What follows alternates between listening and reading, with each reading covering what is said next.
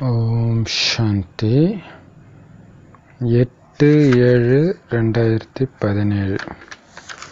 இன்றைய முரளியின் தலைப்பு இனிமையான குழந்தைகளே. இப்போ நீங்கள் பாபாவுடைய பார்வையாலே திருப்தி அடைகிறீங்க. திருப்தி அடைகிறதுனா என்ன அர்த்தம்னா, சொர்க்கத்துக்கு எஜமானராகிறதுன்னு அர்த்தம். என்ன அர்த்தம்? பாபாவுடைய பார்வையிலே சொர்க்கத்துக்கு எஜமானராக ஆகிறோம். இன்னொன்று, என்ன நடந்தாலும் திருப்தியாக இருக்கிறவங்க தான் அங்கே சொர்க்கத்தின் எஜமானர் ஆக முடியும். அதாவது ஸ்ரீ நாராயணன் ஆக முடியும். ஸோ அதுதான் பாபா சார் திருப்தி. அதாவது பாபா பார்வையில் இது போதும், ஒட்டுமொத்த உலகத்தையும் நான் அடைஞ்சிட்டேன் அப்படின்னு இருக்கிற குழந்தை தான் அங்கே சொர்க்கத்தின் எஜமானர். வேறு எதுவும் எனக்கு தேவையில்லை, அப்படி திருப்தியாக இருக்கிறவங்க. கேள்வி: மற்ற தொடர்பை துண்டித்து ஒருவருடன் தொடர்பை இணைச்சிக்கணும். இந்த அறிவுரையை யாரால நடைமுறைக்கு கொண்டு வர முடியும்? மற்ற எல்லா தேகதாரிகள் மேலே, அழியக்கூடிய உலகத்தின் பொருட்கள் மேலே, விஷயங்களின் மேலே உள்ள அனைத்து தொடர்பையும் கட் பண்ணிவிட்டு ஒரு சிவபாபாவை தவிர எனக்கு யாருமே இல்லை அப்படின்னு யாரால் இணைக்க முடியும்? பதில்: யாரோட புத்தியில் லட்சியம் தெளிவாக இருக்குதோ. சூப்பர்ல. லட்சியம் ஸ்ரீ நாராயணன் ஆகணும், பாபா கூப்பிட்ட உடனே ஓடி போயிடணும் பரந்தாமத்துக்கு. இந்த லட்சியம் யாருக்கு தெளிவாக இருக்குதோ அவங்களால மட்டும்தான் இந்த அறிவுரையை அமலில் கொண்டுட்டு வர முடியும். முக்திதாமம் போகிறது தான் உங்கள் லட்சியமே. அதுக்காக தான் சரீரத்திலிருந்து கூட உங்கள் புத்தியை தொடர்பை நீக்கணும். உங்கள் சரீரத்திலிருந்து கூட புத்தியின் தொடர்பை நீக்கணும். அதே மாதிரி பேச்சிலையும் செயல்லையும் கூட, அதாவது பேச்சு செயல்களில் இருந்தும் கூட கடந்து அமைதியாக இருக்கிறதுக்கான பயிற்சி செய்யுங்க. ஏன்னா நீங்கள் அமைதி, அதாவது நிர்வாண தாமத்துக்கு போகணும், சத்தத்தை கடந்து போகணும். அதாவது கலியுகத்தில் பாபா குழந்தைங்களுமே கூட சில பேர் பேசுறதுக்கு அடிமை ஆயிடுறாங்க. ஸோ அப்போ பேசுறதுலேருந்தும் விடுபடணும். ஃபுல்லாக பாபா குழந்தைங்களுக்கு 24 hours மௌன விரதம் தான் இல்லையா? தேவையானது அந்த ஞானத்தை சொல்கிறது, ஞானத்தை கேட்கறது, இதை தவிர வேறு எதுக்குமே வாயை திறக்காம. ஏன்னா போகிறது அமைதியான பரந்தாமத்துக்கு போகிறதுக்காக பயிற்சி பண்ணிட்டு இருக்கிறோம். அதனால் பேச்சு செயல் எல்லாத்துலேருந்து கடந்து அந்த அமைதி. ஆனால் இங்கே இருக்கிற வரைக்கும் கர்மம் செஞ்சு தான் ஆகணும். ஆனால் கர்மத்திலேருந்து விடுபட்ட அமைதி, அந்த கர்மத்தை பற்றிய சிந்தனை வரக்கூடாது. நான் செஞ்சேன் அந்த உணர்வே இருக்கக்கூடாது. பாபா டச் பண்ணுறாரு, பாபா சொல்கிறாரு, செய்கிறோம். அது முடியுமான்னு யோசிக்க மாட்டோம். முடிஞ்ச பிறகு வெற்றி வந்ததா இல்லையா அதை பற்றியும் யோசிக்க மாட்டோம். அப்படி போயிட்டே இருப்போம். ஸோ அதுதான் கர்மங்களை கடந்த நிலை. அதுக்கான பயிற்சி பண்ணுங்க. ஏன்னா அந்த மாதிரி இடத்துக்கு போகிறீங்க, எல்லாத்தையும் விட்டுட்டு, கர்மங்களையும் வார்த்தைகளையும் அனைத்தையும் விட்டு ஆழ்ந்த அமைதி நிறைந்த முக்தி தாமத்துக்கு போகிறது தான் நம்ம லட்சியம். அதனால் அந்த லட்சியம் தெளிவாக இருக்கிற குழந்தைக்கு எதனோடும் தொடர்பு இருக்காது. ஏன்? எதை நினைச்சாலும் உள்ள அது சம்மந்தப்பட்ட எண்ணங்கள் உருவாயிடும். இப்போ எல்லாத்துலேருந்தும் புத்தி விடுபட்டு அந்த பரந்தாமத்தில் இருக்கிற சிவபாபா ஒளிப்புலையை நினைவு செய்ய தான் எல்லாத்துலேருந்தும் விடுபட முடியும் இல்லையா? இங்கே பக்கத்தில் சிவபாபா இருக்கிறார் இல்லையா? இந்த ஒளி, இந்த மாதிரி ஒளி பக்கத்தில் எப்போவுமே இருக்கிற மாதிரி உங்களால் ஃபீல் பண்ண முடிஞ்சதுன்னா, மனசால் அப்படியே பார்த்துக்கிட்டே இருக்க முடியுதுன்னா, எல்லாம் மறந்துடும். ஆக்சுவலாக மறந்தால் தான் இது நினைவு இருக்கும். மற்ற ஞாபகம் வந்தால் பாபா மறைஞ்சு போயிடுவார். ஸோ அதுக்கான பயிற்சி பண்ணிகிட்டே இருங்க. பாடல்: விட்டில் பூச்சி ஏன் எரிஞ்சு போகக்கூடாது? யார் விட்டில் பூச்சி? நாம தான். விளக்கு யார்? பாபா. ஸோ அந்த பாபாவோடு சேர்ந்து விட்டில் பூச்சி நாமளும் எரிஞ்சிடணும். அப்படின்னா என்ன அர்த்தம்? முழு பலியாகணும். ஓம் சாந்தி.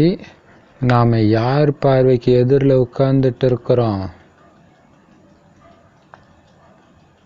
நம்ம பரலௌகிக தந்தை பரமபிதா பரமாத்மா பார்வைக்கு எதிரில் உட்கார்ந்துட்டு இருக்கிறோம்.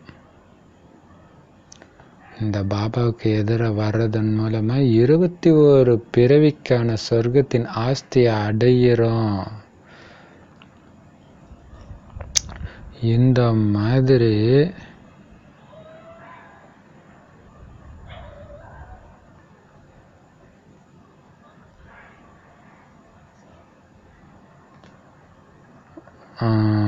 சில சமயம் என்ன பண்ணுவாங்களாம், சில சாது சன்னியாசிகள் கிட்ட போகும்போது அவர் பார்வையிலே என் துக்கத்தை வந்து விடுதலை கொடுத்துட்டாருன்னு சொல்லுவாங்களாம். நானே கேட்டிருக்கிறேன். ரமண மகரிஷியை பார்த்துட்டு போனால் ஒரு ஃபாரின் லேடி அப்படி சொன்னாங்க, நான் 1000 கேள்வியோடு வந்தேன், அவர் அப்படியே என்னை பார்த்துட்டே இருந்தார், அந்த பார்வையிலே எனக்கு எல்லாத்துக்கும் பதில் கிடைச்சிது அப்படின்னு சொல்கிறாங்க. ஆனால் பார்வையிலே விடுதலை அடையிறதுனா என்னன்ற அர்த்தம் பாபா குழந்தைங்க பிராமணர்கள் உங்களை தவிர வேற யாராலையும் புரிஞ்சுக்க முடியாது இல்லையா? அப்போ அவங்களுக்கு அதுக்கப்புறம் கஷ்டமே வரலையா? ரமண மகரிஷியை பார்த்ததுக்கப்புறம் வந்திருக்கும் இல்லையா? ஸோ இங்கே சிவபாபா பார்வைப்பட்டோன்னே நிரந்தரமாக துக்கத்திலிருந்து விடுதலை அடைகிறோம். அவருக்கு பார்வைக்கு எதிராக நாம தான் உட்கார்ந்துட்டு இருக்கிறோம். பாபாவுடைய கண்ணில் இருக்கிறாங்க குழந்தைங்க, அதே மாதிரி குழந்தைங்க கண்ணில் பாபா இருக்கிறார். இது வந்து ஆக்சுவலாக பாபா இப்போ பேசுகிற பாஷையில் இப்போ சமீபமாக அதிகமாக பாபா மீட்டில் தான் பேசுகிறார்.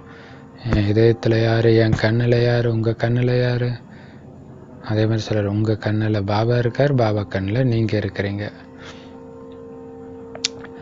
பாபாவுடைய பார்வையிலேயே குழந்தைங்க விடுதலை அடைஞ்சிடறாங்க அனைத்து துக்கத்துல இருந்தும். தந்தை கிட்ட இருந்து தான் அந்த ஆஸ்தி கிடைக்குது. விடுதலை அடைய வைக்கக்கூடிய ஆஸ்தி வந்து தந்தை கிட்ட இருந்து தான் குழந்தைங்களுக்கு கிடைக்குது.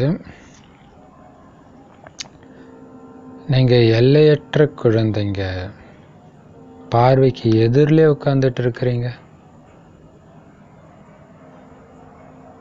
2 வார்த்தையை கேட்டுக்கிட்டு இருக்கிறீங்க. என்ன வார்த்தை? மன்மனா பவ மத்யாஜி பவ. என்ன நிரந்தரமாக நினைவு செஞ்சீங்கன்னா விடுதலை அடைஞ்சிடுவீங்க. இல்லை இந்த உலகத்தில் துக்கம் தாங்க முடியல பாபா, உடல் வியாதி துக்கம் தாங்க முடியல பாபா, மன கஷ்டம் தாங்க முடியல பாபா, எல்லாத்துக்கும் ஒரே மருந்து சஞ்சீவினி மூலிகை. என்ன இது? நிரந்தரமாக நினைவு பண்ணால் பார்த்தது நிரந்தரமாக நினைவு பண்ணிட்டேன்னா கண்டிப்பாக புத்தி எல்லாத்துலேருந்தும் விலகிடும். புத்தி எல்லாத்துலேருந்தும் விலகிட்டாலே முடிஞ்சு போச்சு, துக்கம் வர வாய்ப்பே கிடையாது, விடுதலை அடைஞ்சிடுவீங்க. அப்படின்னா என்ன அர்த்தம் தெரியுமா? சொர்க்கத்தின் எஜமானராகிடுவீங்க. இப்போத்துலேருந்தே உங்களுக்கு சத்தியுகம் ஸ்டார்ட் ஆகிடும் இல்லையா? இந்த கலியுகம் உங்கள் கண்ணுக்கே தெரியலன்னா ஸ்டார்ட் ஆகிடும். ஒரு வினாடி பார்வையிலேயே விடுவித்து முக்தியும் ஜீவன் முக்தியும் கொடுத்துடுறார் பாபா. ஒரு வினாடி பார்வையில் உலகையே மறந்த நிலை. அப்போ பாபா வந்து நிறைய பேருக்கு டக்குன்னு உடலை விட்டு அசரீரியாக்கி மேலே அழைச்சிட்டு போயிடுவார். ஸோ இது அநேகமாக அந்த டைம் அந்த வாணியாக கூட இருக்கலாம் இல்லை? ஒரு வினாடி பார்வையில் முக்தி ஜீவன் முக்தியை கொடுத்துட்றாரு. அந்த ஆனந்தத்தை அனுபவம் பண்ண வைக்கிறார் ஒரே வினாடி பார்வையில். அவர் நிராகாரமான பரமபிதா பரமாத்மா. இப்படி விடுதலை கொடுக்கிறவர் யாரு? அனைத்து ஆத்மாக்களின் தந்தை உடலற்ற சிவபாபா பரமாத்மா. இவங்க என்னுடைய குழந்தைங்களாக இருக்கிறாங்கன்னு அவருக்கு தெரியும். அதே மாதிரி சூப்பரான பாயிண்ட் சொல்ல பாருங்க. அவருக்கு தெரியும் நீங்கள் அவருடைய குழந்தைங்கன்னு. அதே மாதிரி எந்த குழந்தைக்கு நம்ம பரமபிதா பரமாத்மாவுடைய குழந்தைன்றதுல உறுதியான நம்பிக்கை இருக்குதோ கண்டிப்பாக அவங்க சொர்க்கத்தின் எஜமானர் ஆகிடுவாங்க. இப்போ என்ன அர்த்தம்? உறுதியான நம்பிக்கைன்னா என்ன அர்த்தம்? அவருடைய குணாதிசயங்களை மட்டுமே 24 மணி நேரம் வெளிப்படுத்துகிறவங்க தான் உறுதியான நம்பிக்கை உடையவங்க. கண்டிப்பாக அவங்க சொர்க்கத்தின் எஜமானர் ஆகிடுவாங்க. எதுக்கும் பயப்பட மாட்டாங்க, எந்த விதமான பலகீனத்தையும் வரவிட மாட்டாங்க. சதா ஆத்மஸ்வரூபத்தில் சக்திகளின் ஸ்வரூபத்தில் இருப்பாங்க, நிச்சய புத்தியின் ஆதாரத்தில். இப்போ பாபா சொல்கிறாரு, கண்டிப்பாக அவங்க சொர்க்கத்தின் எஜமானர் ஆகிடுவாங்க. அந்த அளவுக்கு அசைக்க முடியாத நிச்சய புத்தி, என்ன மாய அசைக்க கூட முடியாது அப்படின்னு இருக்கிற குழந்தை பார்வையிலேயே விடுதலையாகவும் வேண்டும், சொர்க்கத்தின் எஜமானராகவும் வேண்டும். ஒரு பார்வையிலே உங்களுக்கு அந்த அளவுக்கு நிச்சய புத்தி வந்துடணும் இல்லையா? ஒரே பார்வையில் முக்தியும் அடைஞ்சிடணும், சொர்க்கத்தின் எஜமானராகிடணும். சொர்க்கத்தில் அரசாட்சி நடைபெறுது. ஆனால் இங்கே எல்லோருமே நரகத்தின் எஜமானர்களாக இருக்கிறாங்க. அதாவது நரகத்தில் வசிக்கும் நிவாசிகளாக இருக்கிறாங்க, நரக நிவாசிகள். அதுலேயும் கூட வரிசைக்கிரமமான பதவிகள் இருக்குது. சொர்க்கத்தின் எஜமானர் இப்போ நரகத்து எஜமானர்லேயும் வரிசைக்கிரமான பதவி இருக்கிற மாதிரி அங்கேயும் வரிசைக்கிரமான பதவி இருக்குது. ஆனால் இப்போ இங்கே எந்த ராஜ்யமும் கிடையாது. இருந்தாலும் நாம் ஜெய்ப்பூரின் எஜமானராக இருந்தோம் அப்படின்ட்டு அந்த ராஜ குடும்பத்தில் இருக்கிறவங்க புரிஞ்சுக்கிறாங்க.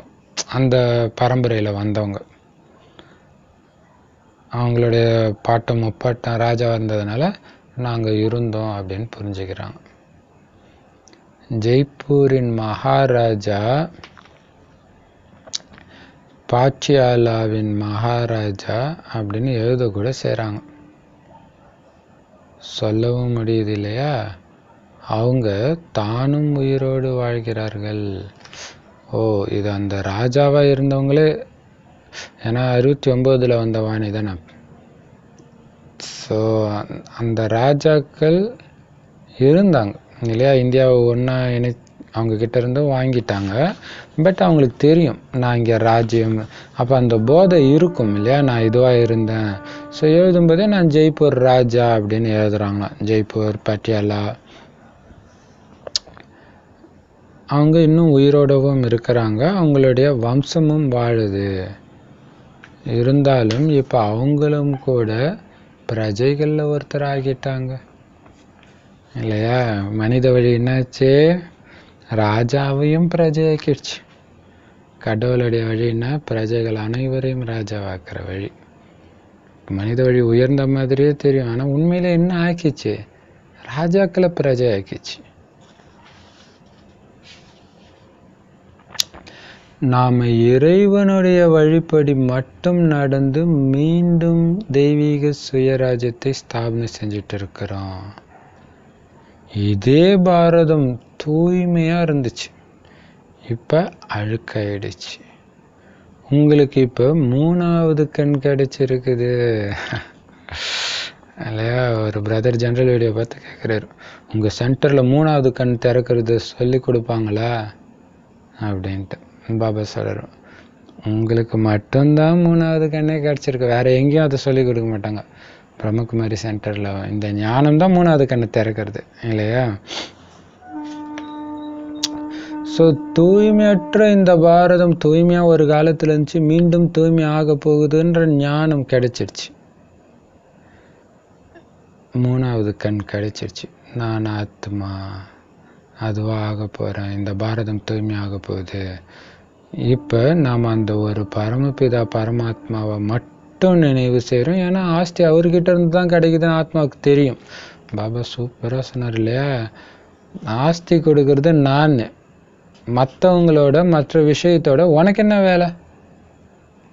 இப்போ நீ யாரை நினைவு செய்யணும்? நிரந்தரமாக பாபாவை நினைவு செய்யும்போது மட்டும்தான் உனக்கு ஆஸ்தி ஃபுல்லாக கிடைக்கும். பகவானுடைய மகா வாக்கியமே என்னது?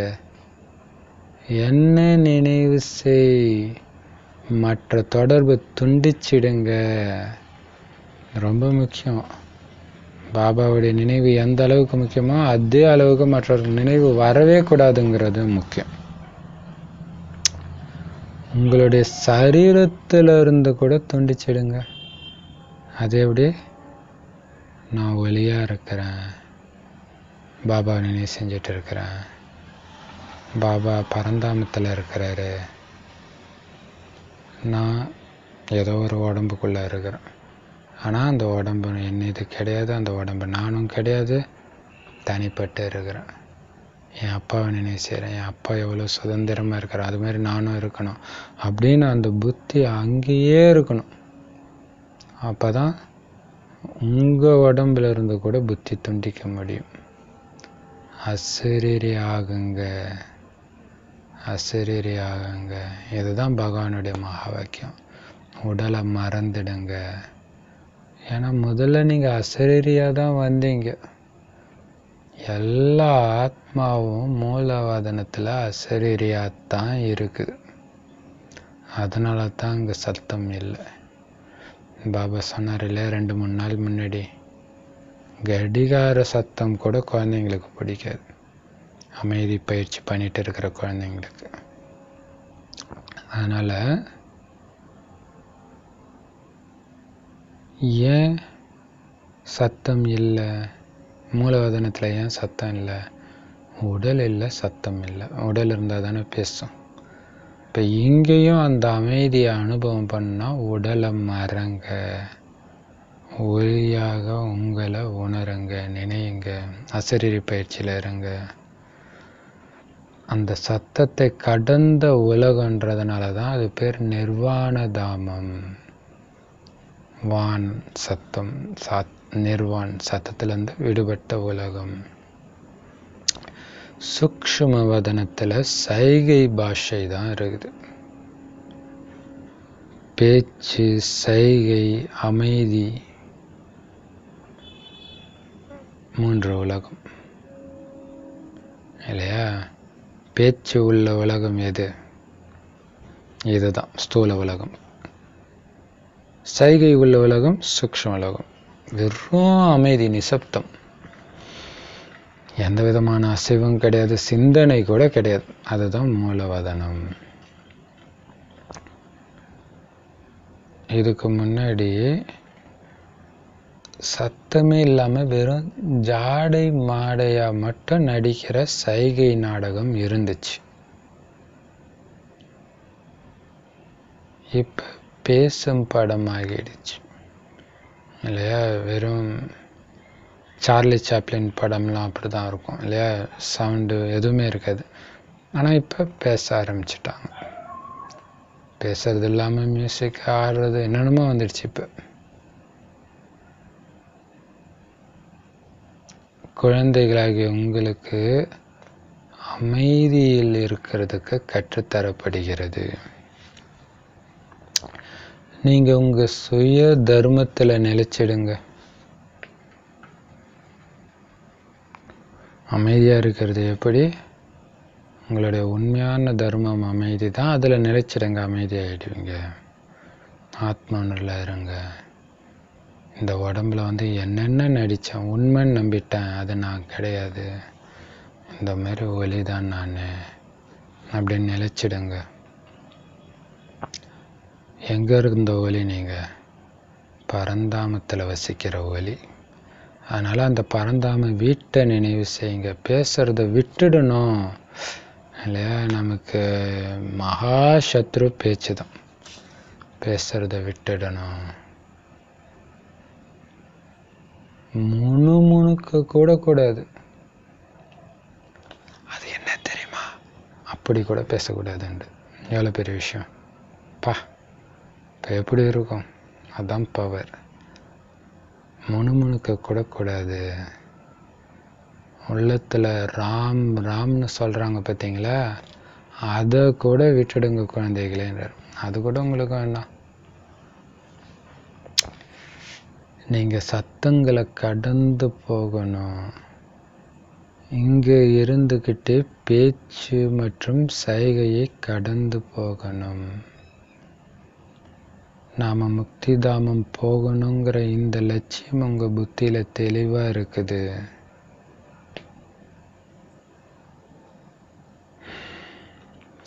சைகை கூட கடந்து போகணுன்றார் இங்கே இருக்கும்போது இல்லையா. பேசுறதும் கட் ஆகணும், சைகையும் கட் ஆகணும்.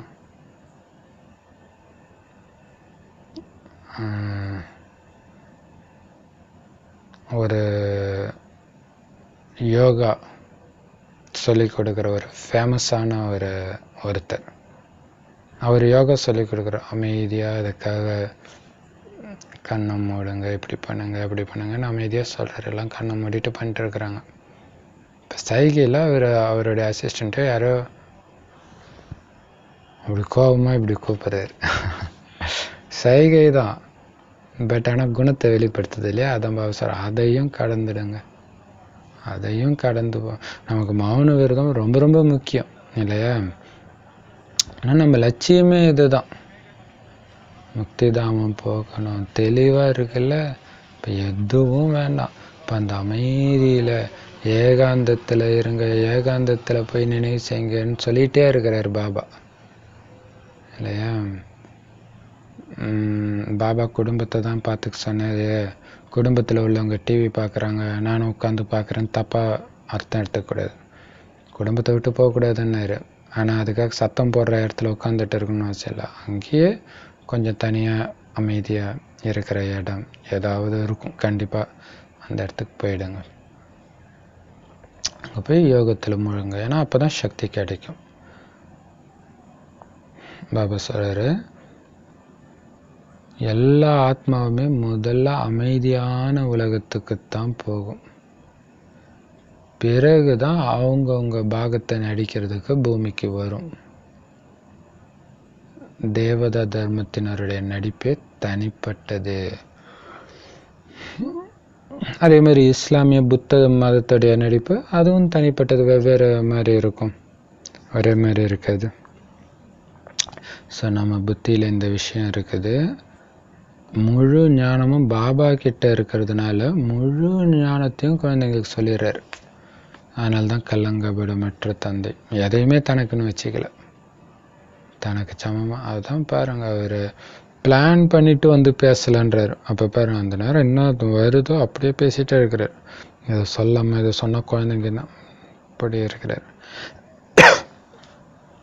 முழு ஞானத்தையும் கொடுக்குறார். இன்னொன்று தப்பாக மற்றவங்க மனசை புண்படுற மாதிரி பேச தெரியாது அவருக்கு இல்லையா. அதே மாதிரி தனக்கு சமமாக நம்மளே ஆக்குறார். அதே மாதிரி நீங்களும் மற்றவங்களை உங்களுக்கு சமமாக ஆக்குங்க. அதுதான் ஃபாலோ ஃபாதர். பாபா என்ன பண்ணுறாரு, அது அப்படியே அவர் தனக்கு சமமாக ஆக்குறாருல.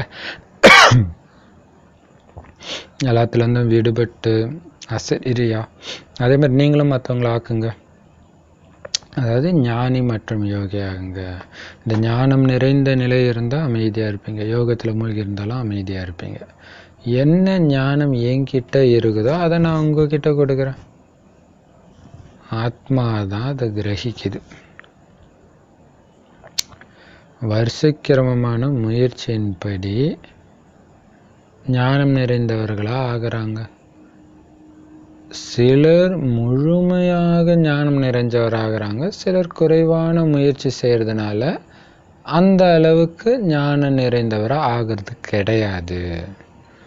முயற்சி தான். ஒரு சில உட்காந்து நல்லா முயற்சி பண்ணி பாபாவுக்கு சமமாக முழுமையான ஞானம் நிறைந்தவராகிறாங்க. ஒரு சிலர் முயற்சியில் கொஞ்சம் அலட்சியம் இருக்குனால அந்த அளவுக்கு ஆகிறது இல்லை. இந்த லக்ஷ்மி நாராயணன் பதவி தான் நம்மளுடைய லட்சியம்.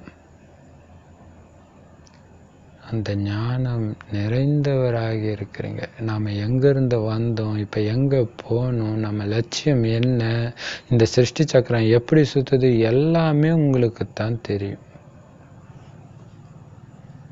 இந்த விஷயத்தில் எல்லாமே வந்துடுது இல்லையா. நாம் எங்கேருந்து வந்தோம், எங்கே போகணும், சக்கரம் எப்படி சுற்றுது இல்லையா. பரிணாமத்துலேருந்து வந்தோம், தேவதையாக இருந்தோம், இப்போ மீண்டும் பரந்தாமத்துக்கு போய் தேவதை ஆகணும். இப்படி விதையிலிருந்து தான் மரம் வெளிப்படுது. இதோடைய ஆயுள் எவ்வளோ அதிகமாக இருக்குது. இப்போ பாபா ஏன் இதை மறன்றாரு? ஏன் பாபா விதை? அவர்லேருந்து தான் இந்த மரம் வருது. அவர் கொடுக்குற ஞானத்துலேருந்து தான் தேவதை கன்று வருது, அது பெருசாக மரமாகுது, அதில் அந்த கிளை வருது. எல்லாம் இத்து போகும்போது தீ வச்சுட்டா அதுக்குள்ளே இன்னொரு கண்ணை ரெடி பண்ணிடுறாரு. 5000 வருஷம் இந்த மரத்துடைய ஆயுள். ஸோ 5000 வருஷம் கழிச்சு இத்து போன நிலை அடையுது.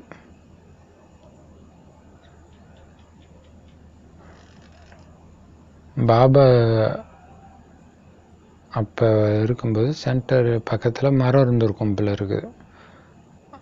அது ஃபுல்லாக இத்து போனவுடனே அதை வெட்ட வேண்டியதாக போயிடுச்சு.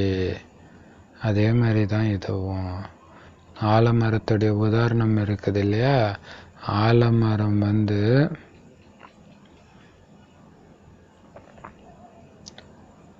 மெயின் தண்டு, மெயின் ஸ்டெம் சொல்கிறோம் இல்லையா, அது ஃபுல்லாக வெட்டினா கூட மரம் நிற்கும் விழுதுடைய ஆதாரத்தில். அதே மாதிரி இதுவும் பல பல தர்மங்களுடைய மரம். கடைசி வரை கொஞ்சம் கொஞ்சம் பேர் வந்துக்கிட்டே இருக்கிறாங்க. முதல்ல வரும் இலைகள் அழகாக இருக்கும் இல்லையா? ஒரு கண் வச்சா முதல்ல வர இலை பார்க்குறதுக்கே பயங்கர அழகாக இருக்கும். அதுவும் மாங்கன்னெல்லாம் பார்த்தா சூப்பராக இருக்கும். அப்புறம் ஏன் அது அழகாக இருக்குதுன்னா சதோ பிரதானமாக இருக்குது இல்லையா முதல் இலை. ஸோ அதோடைய தன்மையே நல்லா இருக்கும். பிறகு அதுவும் என்ன ஆயிடுது, ரஜோ ஆயிடுது, தமோ நிலை அடைஞ்சிடுது. அப்புறம் அந்த மரம் அந்த இலை உதிர்ந்துடும். அதே மாதிரி நீங்களும் வரும்போது சதோ பிரதானமாக இருந்தீங்க, அழகாக இருந்தீங்க, தெய்வீக குணங்கள் நிரம்பி இருந்தீங்க. பிறகு ரஜோ தமோ நிலையை அடைஞ்சிட்டீங்க. அரை கல்பம் ராஜ்யம் செய்கிறீங்க. பிறகு மெதுவாக கீழே வரீங்க, இறங்கும் கலை வருது. இப்போ மறுபடியும் ஏறும் கலை ஏற்படுது. உடனடியாக ஏறிடுறீங்க. இறங்குறதுக்கு தான் 5000 வருஷம், ஏறுறதுக்கு ஒரு வினாடி. முழு ராஜ்யம் ஸ்தாபனை ஆகிறதுக்கு கொஞ்ச நேரம் தான் எடுக்குதுன்றார். இது எவ்வளோ பெரிய விஷயம் இல்லையா? இது கொஞ்ச நேரம் மாதிரி தான். இந்த 100 வருஷம் 5000 வருஷத்தை கம்பேர் பண்ணும்போது இது கொஞ்ச நேரத்திலேயே முழு ராஜ்யமும் ஸ்தாபனை ஆயிடுது. நான் தான் சங்கம் யுகத்தில் தெய்வீக ராஜ்யத்தை ஸ்தாபனை செய்கிறேன். சூரிய வம்சம் சந்திர வம்சம் இப்போ தான் ஸ்தாபனை ஆகுது.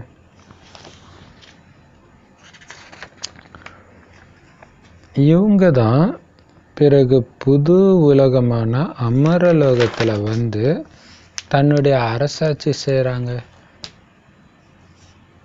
ஸோ அவர்களை உருவாக்குற இந்த யுகத்துக்கு பேர் தான் சங்கம யுகம். வேற யாருமே சங்கம யுகத்தில் வர்றது கிடையாது.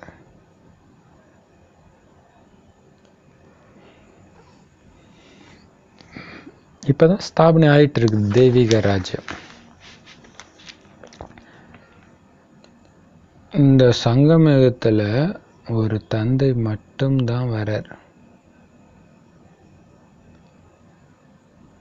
நான் மீண்டும் எப்பொழுது வரேன்ற விஷயம் எந்த சாஸ்திரத்திலையும் கிடையாது.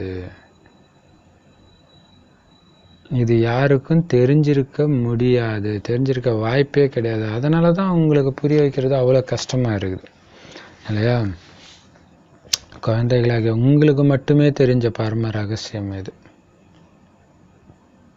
கல்பமாக இந்த நடிப்பு தான் நடக்குது பாபாவுக்கு.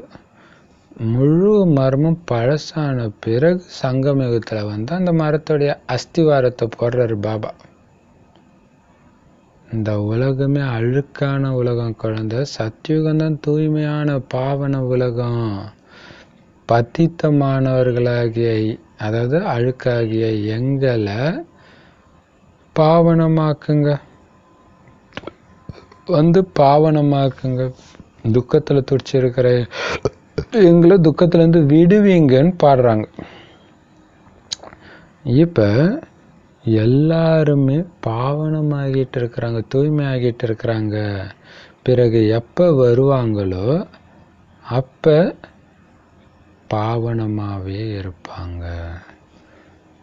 இல்லை, முதலாக ஆத்மா பரந்தாமத்திலேருந்து வரும்போது எந்த தர்மத்தை ஆத்மாவாக இருந்தாலும் முதல் பிறவி தூய்மையாக தான் இருக்கும் ஆரம்பத்தில்.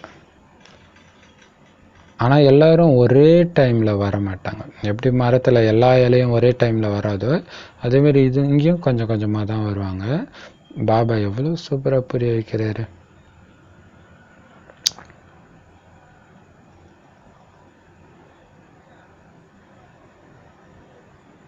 இப்போ இந்த பிரின்சிபல் இருக்கிறாரு அப்படின்னா ஏன் இந்த ஞானத்தை எல்லோருக்கும் கொடுக்கக்கூடாது?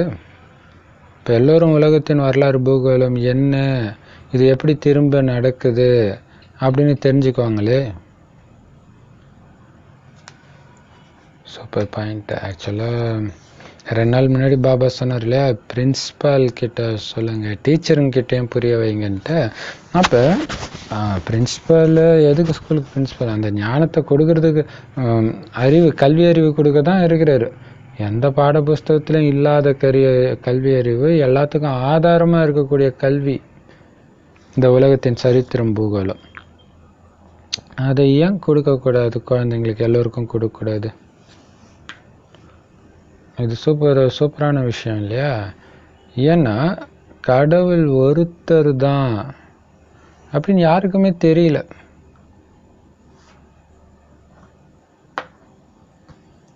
அதாவது கடவுள் ஒருவரேன்னு முஸ்லிம்களும் சொல்கிறாங்க.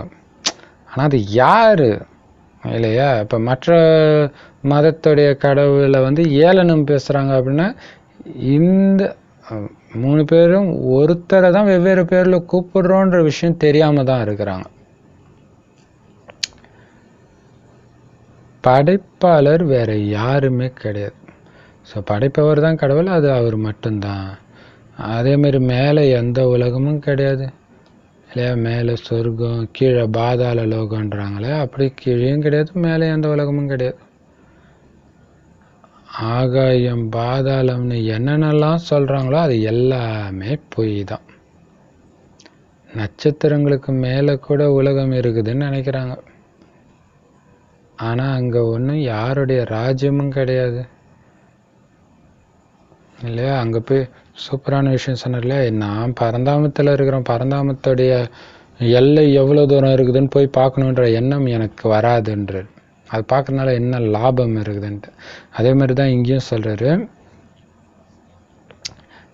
வேறு எங்கேயும் ராஜ்யம் கிடையாது, மனிதர்கள் கிடையாது, இங்கே மட்டும்தான். ஆனால்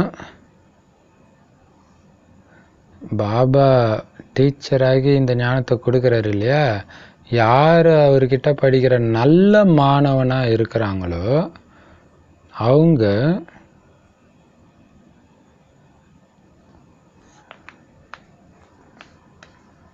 சூப்பராக சொல்கிறார். ஆக்சுவலாக பாபா இங்கே பிரின்சிபல்னு சொன்னது அவரை தான் சொல்கிறார். இந்த பிரின்சிபல் இருக்கும் பொழுது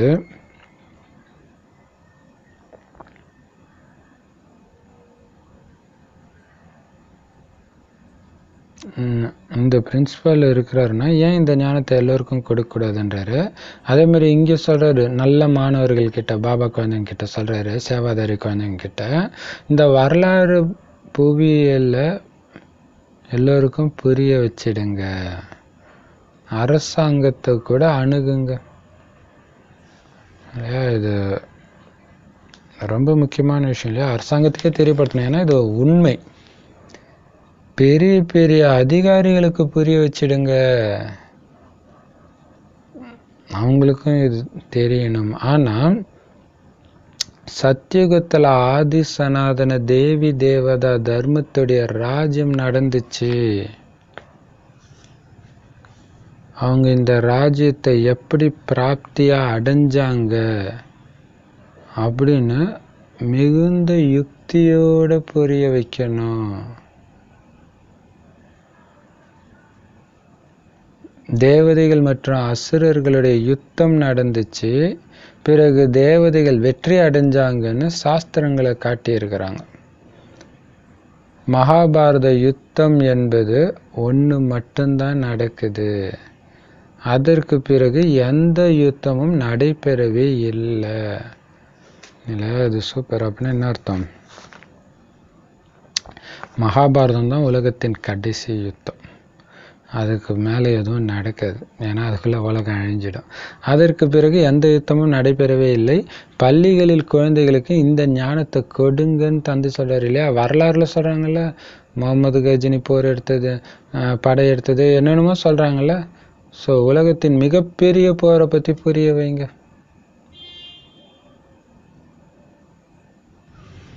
ஏதாவது புதிய கண்டுபிடிப்பு கண்டுபிடிச்சிட்டா முதல்ல ராஜாவுக்கு தான் வந்து காமிப்பாங்க.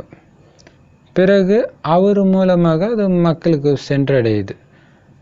ஆத்மாவுக்கு சிருஷ்டி சக்கரத்தின் ஆதி மத்தியம் அந்திமத்தின் ஞானம் இப்போ கிடைக்கிது.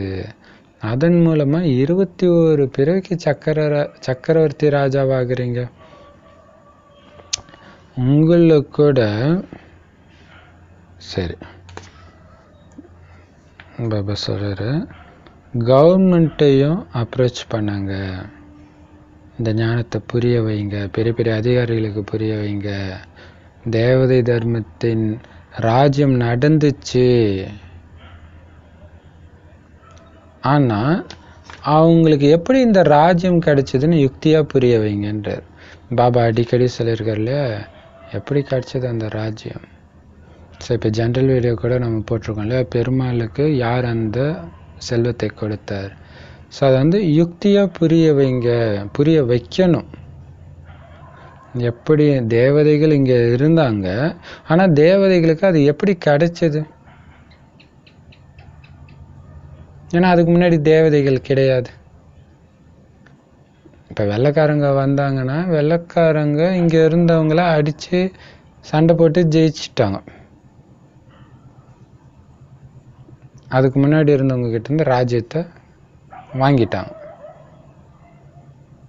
ஆனால் 5000 வருஷம் முன்னாடி தேவதைகள் ஆண்டாங்களே, அவங்களுக்கு முன்னாடி யார் இருந்தால் அவங்க கிட்ட இருந்து எப்படி வாங்கினாங்க அப்படின்னு புரிய வைங்க. சண்டை போட்டு வாங்கலை, யோக பலத்தினால வாங்கினாங்கன்னு புரிய வைங்க. இப்போ உண்மையிலே அஹிம்சையில் சுதந்திரம் வாங்கிறது நாம தான் இல்லையா? சரி, அது மட்டும் இல்லை, ஒட்டுமொத்த உலகத்துக்கும் சுதந்திரம் வாங்கி கொடுக்குறோம் பாபாவோட சேர்ந்து. அதனால் இதை யுக்தியோடு புரிய வைங்க.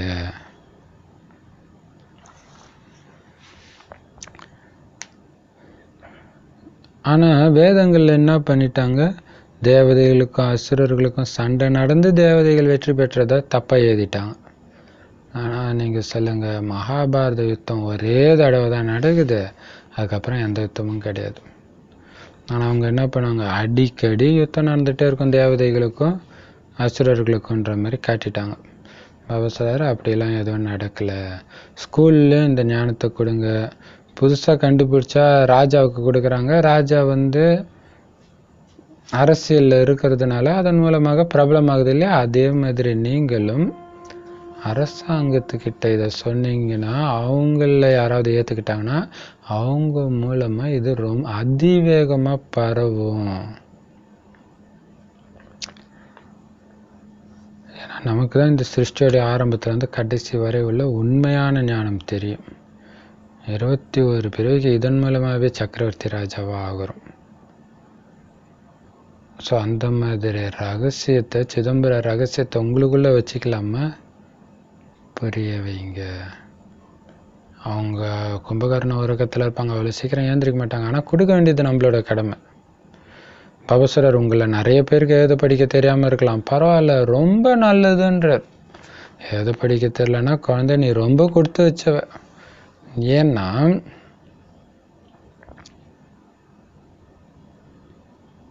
எழுத படிக்க தெரிஞ்சவங்க நிறைய பேர் இருந்தாங்க பாபா குழந்தைங்களா. ஆனால் இந்த தேர்வில் அவங்களால தேர்ச்சி பெற முடியலையே, ஃபெயில் ஆகிட்டு போயிட்டாங்களே பாபா விட்டு.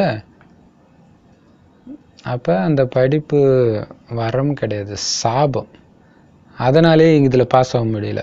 உங்களுக்கு எதுவும் எழுத படிக்க தெரியல, அதனால தான் அந்த பணிவு இருக்குது. இதில் பாஸ் ஆகிட்டீங்க, எவ்வளோ பெரிய விஷயம். ஏன்னா இங்கே ஒரு வினாடிக்கான விஷயம் அந்த நிச்சய புத்தி. சத்தியுகத்தில் லக்ஷ்மி நாராயணனுடைய ராஜ்யம் நடந்துச்சு, திரேதாயுகத்தில் ராமர் சீதையின் ராஜ்யம் ஆரம்பமாகுது, அரை கல்பத்துக்கு பிறகு பக்தி மார்க்கம் ஆரம்பமாகுது. நாம் ஏமாற ஆரம்பிக்கிறோம். பக்தி மார்க்கம் ஆரம்பித்ததுலேருந்து ஏமாற்றம். சத்தியுகத்தில் இருந்த லக்ஷ்மி நாராயணன் ராஜ்யத்தில் ஏமாற்றம் கிடையாது, திரேதாயுகம் ராமர் சீதையிலையும் அமைதியாக தான் ராஜ்யம் நடந்துச்சு. ஆனால் பக்தி மார்க்கம் துவாபரகத்தில் ஆரம்பமாகும்போது தான் துக்கத்தை அனுபவம் செய்ய ஆரம்பிக்கிறோம். ஏன்னா மாயக்கிட்ட ஏமாற ஆரம்பிக்கிறோம். ஓ இறை தந்தையே அப்படின்னு கூப்பிடுறாங்கன்னா கண்டிப்பாக தந்தைக்கிட்ட இருந்து சொர்க்கத்தின் ஆஸ்தி கிடைக்கணும்ல. அவர் வரும்போது அதை தானே கொடுப்பாரு. மனிதர்கள் இறந்த பிறகு எங்க போனாங்கன்னு கேளுங்க. சொர்க்கம் போயிட்டாங்கன்னு சொல்றாங்க. ஆகாயத்தில் என்னமோ சொர்க்கம் இருக்கிறதா நினச்சிக்கிறாங்க. எவ்வளவு புத்தியற்றவர்களாக ஆகிட்டாங்க பாருங்க. சொர்க்கமாக இருந்த பாரதத்தை தான் நரகமாக்கி நின்றுட்டு இருக்கிறோன்னு தெரியாமல் சொர்க்கம் எங்கேயோ மேலே இருக்குதுன்னு நினச்சின்னு இருக்கிறாங்க. அதான் முட்டாள் ஆயிட்டாங்க. அதனால தான் பாபா சொல்ற, இது முட்களின் காடு. பாரதம் மட்டும்தான் மலர்களின் தோட்டமாக இப்போ மாறிட்டு இருக்குது. நீங்கள் தான் அந்த தோட்டத்தின் மலர்களாக ஆகிட்டு இருக்கிறீங்க. தெய்வீக குணங்கள் நிறைந்தவர்களாக மாறுங்க. பாரதம் தான் தெய்வீக குணங்கள் நிறைந்தவர்கள் நிறைந்த பாரதமாக மாறுது. பாரதம் மட்டும்தான். யாருக்குமே துக்கம் கொடுக்கக்கூடாது குழந்தைங்களே. ரொம்ப முக்கியம் இல்லையா? யாரோ நம்மளுக்கு துக்கம் கொடுக்குற மாதிரி பேசும்போது டக்குன்னு அந்த பழைய சமஸ்காரத்தில் அவங்கள கொஞ்சம் துக்கம் அடைய வைக்க கூடாது. யாருக்குமே துக்கம் கொடுக்கக்கூடாது. அவங்க உங்களுக்கு விரோதியாக இருந்தால் கூட அவங்களுக்கு துக்கம் கொடுக்கணுன்ற எண்ணம் வரக்கூடாதுன்ற. ஏன்னா நீங்கள் துக்கம் கொடுத்தீங்கன்னா துக்கம் அடைந்து இறந்து போவீங்க. உயர்ந்த பதவி அடைய முடியாது. ஐயோ துக்கம் கொடுத்தனே, அதுவே எனக்கு ஞாபகம் வருதே பாபா சொல்றாரு. கடைசியில் அந்த ஞாபகத்தில் மாட்டிக்கிட்டேனே ஆகிடும். உயர்ந்த பதவி அடைய முடியாது. ஆனால் மற்றவங்க கொடுத்தா கொடுத்துட்டு போயிட்டோம். கர்ம கணக்கு அமைதியாக வாங்கிட்டு பாபா நேற்று சொன்ன மாதிரி அன்பின் மூலமாக உப்பு நீரையும் இனிமையாக மாற்ற முயற்சி பண்ணுமே தவிர துக்கம் கொடுத்துடாதீங்க. நஷ்டம் நமக்கு தான் இல்லையா? உயர்ந்த பதவியை அடையவே முடியாது. சதா சுகத்தின் ஆஸ்தி அடையிறதுக்காகத்தான் இங்கே வந்திருக்கணும். ஏதோ கொஞ்சம் சுகம் கிடைச்சா போதும்ன்ட்டு வரல. அப்போ துக்கத்தை கொடுக்கக்கூடாது. நீங்கள் எதை இப்போ மற்றவங்களுக்கு கொடுக்குறீங்களோ அதுதான் நமக்கு பின்னாடி கிடைக்கும். அதனால் பாபா சொல்கிறாரு, சுகத்தை அடைய தானே வந்தீங்க, அப்போ ஏன் துக்கத்தை கொடுக்குறீங்க? எதை அடையணும்னு நினைக்கிறீங்களோ அதை கொடுங்க.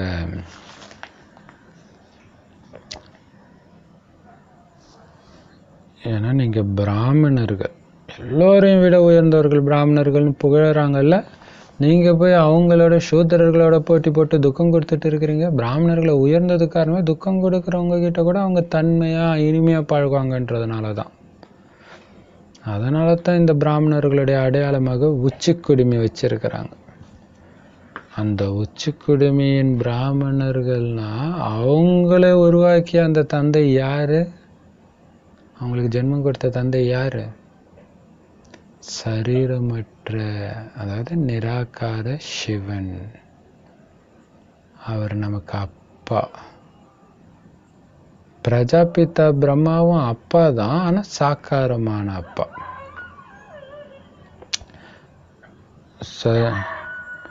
சரீரதாரி. சாக்காரமானவர்னு என்னத்தான்? சரீரம், தேகதாரி, சரீரம் உள்ளவர் பிரம்மா. ஆனால் சிவபாபா நிராகாரி.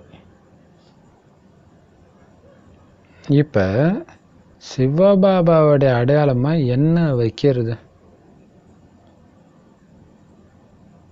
பரமபிதா பரமாத்மாவும் நட்சத்திரம் மாதிரி இருக்கிறாரு. ஆனால் இது தெரியாதனால என்ன பண்ணாங்க, பெரிய லிங்கத்தை உருவாக்கிடுறாங்க. புள்ளிக்கு எப்படி பூஜை செய்கிறது? ருத்ர பூஜை கூட நடக்குது இல்லையா?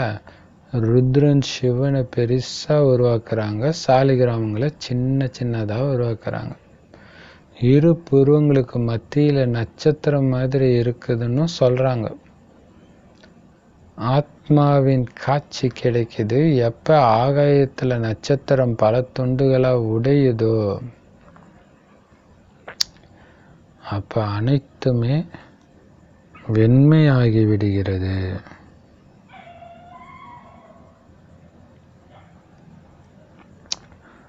அதே மாதிரி ஆத்மாவும் புள்ளியாக இருக்குது. ஆத்மா இவ்வளவு பெரிய நட்சத்திரம், சரி இவ்வளோ பெரிய சரீரத்தில் பிரவேசம் செய்யுது. பிறகு பாருங்க எவ்வளோ வேலை செய்யுது. இவ்வளவு சின்ன ஆத்மா எப்போ சரீரத்திலேருந்து வெளியாயிடுதோ அப்போ இந்த சரீரத்தினால எந்த வேலையும் செய்ய முடியாது. அவர் செத்துட்டாருன்னு சொல்லிடுவாங்க. ஒரு சரீரத்தை விட்டுட்டு இன்னொரு சரீரத்தை எடுத்து நடிப்பு நடிக்கிறாங்க. பிறகு இதில் அழுவுறதுக்கு எந்த அவசியமும் இல்லையே. ஆனால்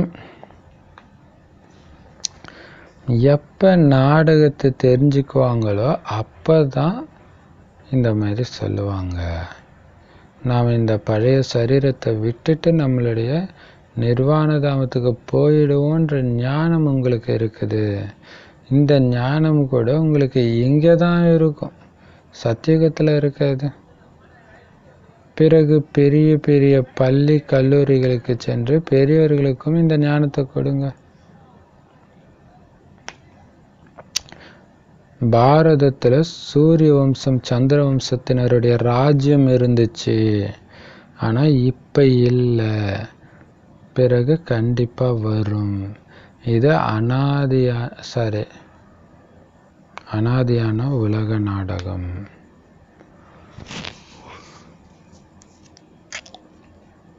பாபா சொல்ற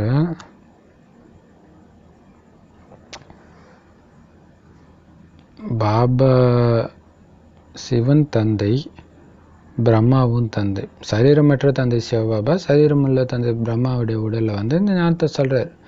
அவரோ சின்ன புள்ளியாக இருக்கிறார். அப்போ அவருடைய அடையாளமாக எதை வைக்கிறது? நட்சத்திரம் வச்சா புரிஞ்சிக்க முடியாது, அதனால் லிங்கம் வச்சுட்டாங்க. ஏன்னா சிவ் லிங்கனாலே அதான் அர்த்தம். சிவனா ஒளி, லிங்கனா அடையாளம், ஒளியின் அடையாளம். அதான் அடையாளமாக என்ன வைக்கிறது? அதான் பெரிய லிங்கத்தை வச்சுட்டாங்க. அப்படி இல்லைன்னா சின்ன புள்ளியை வச்சா எப்படி பூஜை பண்ணுறது, அலங்காரம் பண்ணுறது? ருத்ர பூஜை நடக்கும்போது சிவனை பெரிய லிங்கமாகவும் சாலிகிராமத்தை குட்டி குட்டி லிங்கமாகவும் செய்கிறாங்க. ஸோ ஆத்மா இரு புருவங்களுக்கு மத்தியில் இருக்குதுன்னு சொல்கிறாங்க. ஆனால் இது என்னன்னு தெரியல. ஆகாயத்தில் நட்சத்திரம் பல துண்டாக உடையும் பொழுது எல்லாமே வெண்மை ஆகிடுதுன்ற. அதுக்கு என்ன அர்த்தம்னு தெரில. ஏன்னா அந்த மாதிரி துண்டாக உடஞ்சி பார்த்தது கிடையாது இல்லையா?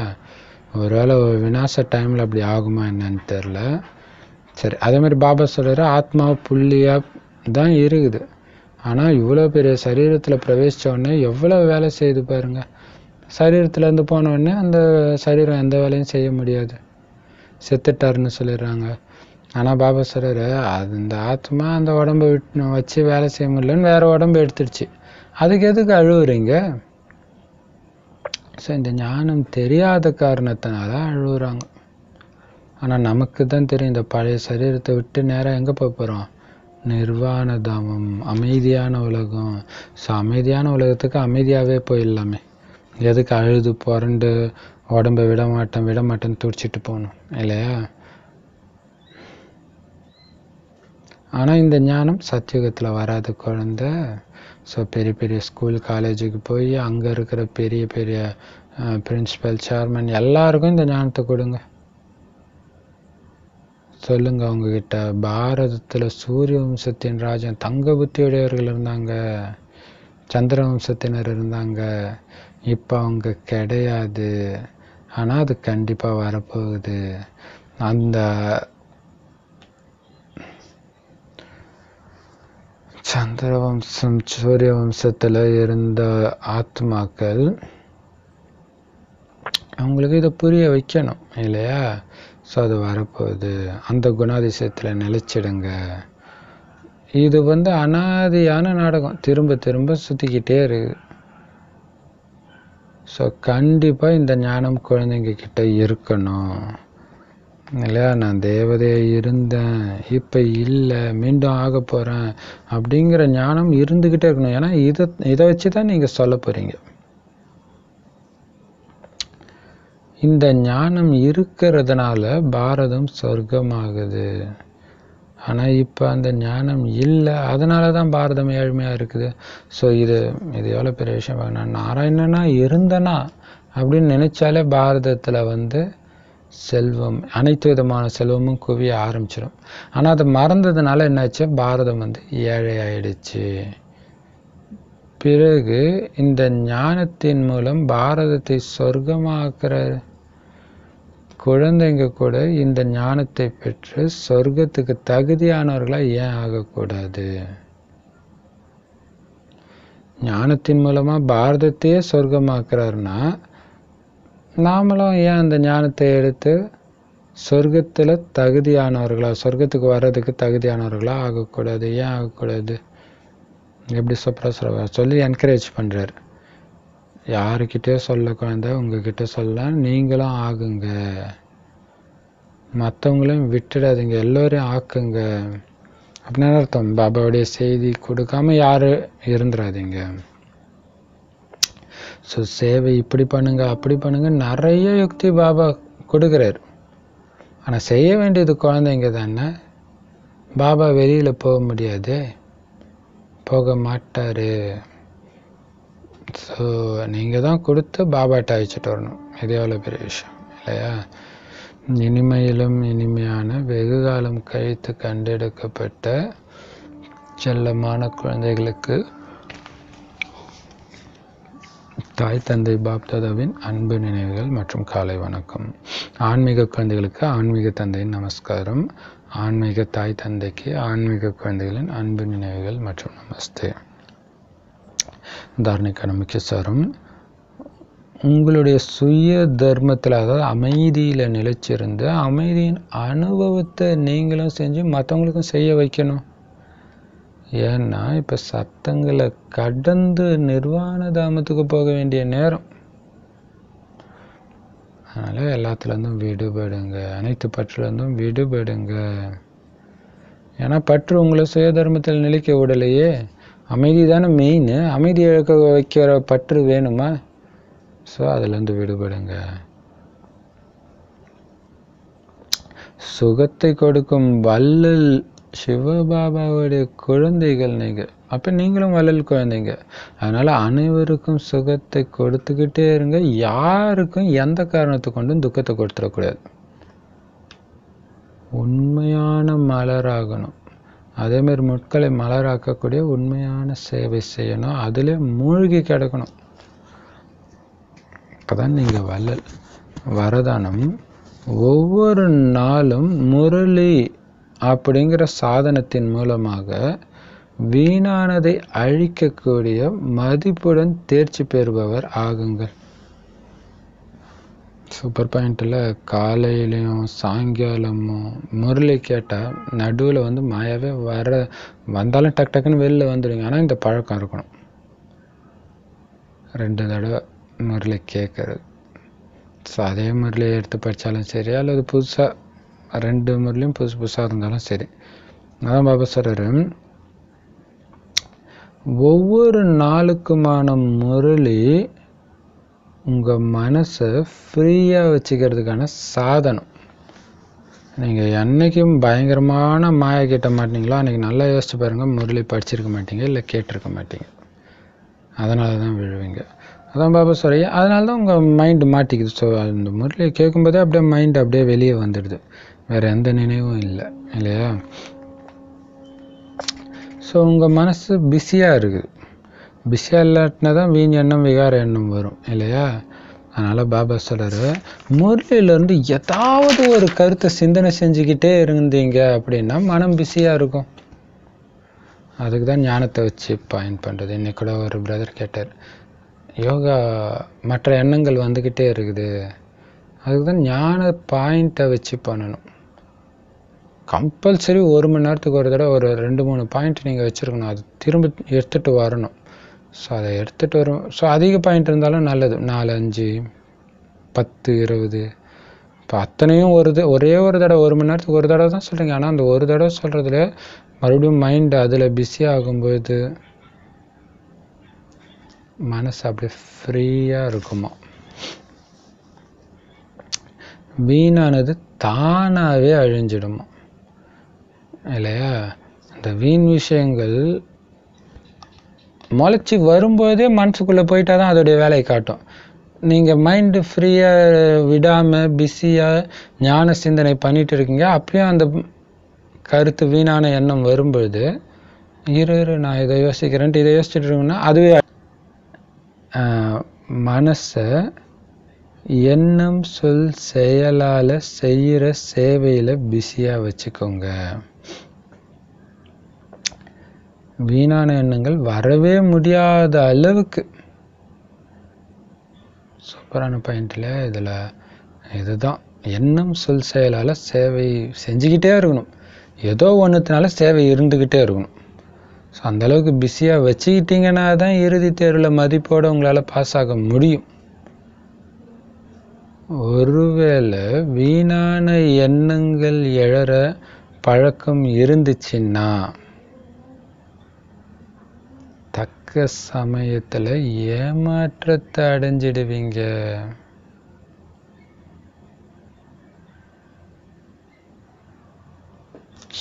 எச்சரிக்கை கொடுக்குறார் பாபா. முரளி பாயிண்டில் பிஸியாக வச்சுக்கோங்க. ஏதாவது ஒரு பாயிண்ட் எடுத்து சிந்தனை பண்ணிக்கிட்டே இருங்க. குறிப்பாக வீண் எண்ணங்கள் வர முடியாத அளவுக்கு எண்ண சொல் செயல் இதன் மூலமாக சேவையில் பிஸியாக மனசை வச்சுக்கோங்கன்றார். என்ன அர்த்தம்? இந்த செயல் செய்யும்போதும் மனம் அதில் ஒன்றி இருக்கணும் இல்லையா? ஸோ பாபாவுடைய சேவை செய்கிறேன்ற அந்த உணர்வோடு.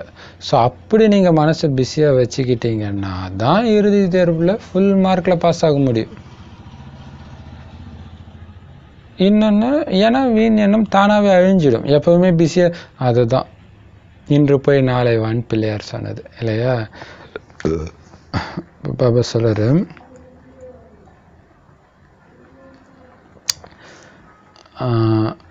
ஒருவேளை அடிக்கடி வீணான எண்ணம் வந்துக்கிட்டே இருக்குது, நீங்கள் அப்படியே அது பின்னாடியே போயிட்டு இருக்கிறீங்க அப்படின்னா கடைசி நேரத்தில் கண்டிப்பாக ஏமாந்துடுவீங்கன்ற.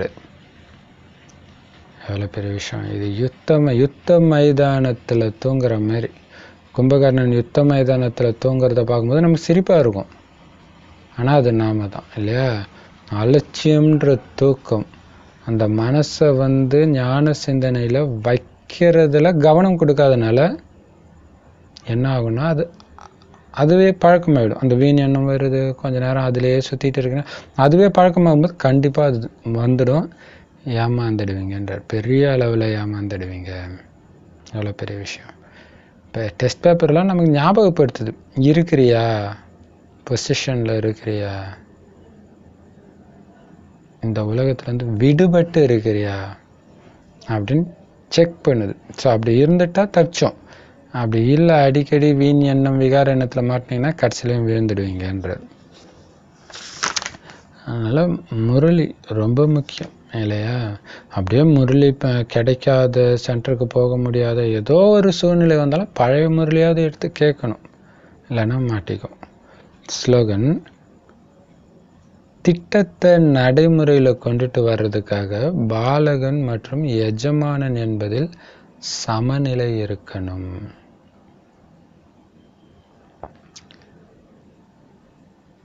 பிளானை ப்ராக்டிக்கல் ஆக்கணும்னா பாலகன் எஜமானன் என்பதில் சமநிலை இருக்கணும். சூப்பர் இல்லையா? திட்டம் எஜமானனாகி போடணும். அந்த போட்ட திட்டத்தை நடைமுறைப்படுத்துறதுல குழந்தையா இருக்கணும் இல்லையா? அதே எஜமானன் சேவகன் கூட சொல்லுவார். இப்போ அடிமையாக செய்யணும் நீங்கள் போட்ட அந்த திட்டத்தை நடைமுறைப்படுத்துறதுல. அது சுய புருஷார்த்தம் கர்மேந்திரியங்களை கண்ட்ரோல் பண்ணுறதா இருந்தாலும் சரி, சேவை செய்கிறதா இருந்தாலும் சரி. அப்படி இருந்தால் தான் நீங்கள் போட்ட திட்டம் நடைமுறை ஆகும், ப்ராக்டிக்கலில் வரும். ஸோ திட்டம் போடும்போது பலகீனங்களும் இருந்துட்டு போட்டோம் அப்படின்னு பிளான் போடக்கூடாது. பலகீனத்துக்கு டைமே இல்லாத அளவுக்கு புத்தியை பிஸியாக வச்சுருக்கிற மாதிரி டைம் சார்ட் போடுங்க. ஸோ திட்டம் எது வேணாலும் இருக்கலாம். ஸோ அதில் இதுவும் ஒரு திட்டம் தான். காலைல ஏழுச்சோன்னா இந்த டைம் சார்ட்டு போடுங்க. இந்த டைமுக்கு இது பண்ணுறோம், இந்த டைமுக்கு இந்த இது. ஸோ அந்தந்த டைமுக்கு ஏற்ற மாதிரி என்ன சொரூபத்தில் இருக்கிறோம், 3 லோகத்தில் எங்கே இருக்கிறோம், என்ன நினைவில் இருக்கிறோம், எந்த ஞான பாயிண்ட் ஆசைப்படுறோம், திட்டம் போடுங்க. போட்டால் அடுத்தது சாப்பிடும்பொழுதும் அதே தான், வேலை செய்யும்போதும் இதே தான், வண்டி ஓட்டும்பொழுதும் அப்போ ஒரு இது. ஸோ நடுவில் எப்போ மைண்டுக்கு ரிலாக்ஸ் கொடுக்கலாம், எப்பயுமே கொடுக்காதீங்க. கொடுத்தீங்கன்னா அவுட்டு இல்லையா? ஸோ அதான் எஜமானனா பிளான் போடுறது. கடையிலலாம் பார்த்தீங்கன்னா கடை, ப்ரைவேட் கம்பெனி அங்கெல்லாம் பார்த்தீங்கன்னா அந்த மாதிரி ஸ்ட்ரிக்டாக இருக்கும் இல்லையா? ஒரு காலத்தில் 1.5 மணி நேரம் 2 மணி நேரம் மதியம் சாப்பிட டைம் கிடச்சிது. இப்போ 10 நிமிஷம் அவ்வளோதான். அதுவும் அந்த ஆஃபீஸ்லேயே கேன்டீன் இருக்கும், அங்கேயே எல்லாம் கிடைக்கும். டக்குன்னு முடிச்சுட்டு டக்குன்னு வேலைக்கு வர்றதுக்காக அவங்க பண்ணுறாங்க. ஸோ அவங்க எம்ப்ளாயீஸ் ஓய்வு எடுக்கணும், அதை பற்றிலாம் அவங்களுக்கு கவலை இல்லை. அதான் எஜமானன். ஸோ அந்த மாதிரி நீங்கள் உங்கள் கர்மேந்திரியங்களை உங்கள் கண்ட்ரோலில் வச்சுக்கிறதுக்கு திட்டம் போடுங்க. ஸோ ஒரு நல்ல குழந்தையா அதை அப்படியே கண்ணை மூடிட்டு ஃபாலோ பண்ணுங்கள். அப்போ நீங்கள் போட்ட பிளான் ஃபுல்லாக ப்ராக்டிக்கலில் வந்துடும். ஸோ பாலகனாகவும் எஜமானாவும் சமநிலை இருக்கணும் அப்படின்னு சொல்லி பாபா வாணியை முடிச்சுட்டு ஓம் சாந்தி. Thank you Bap Dada. Love you Bap Dada.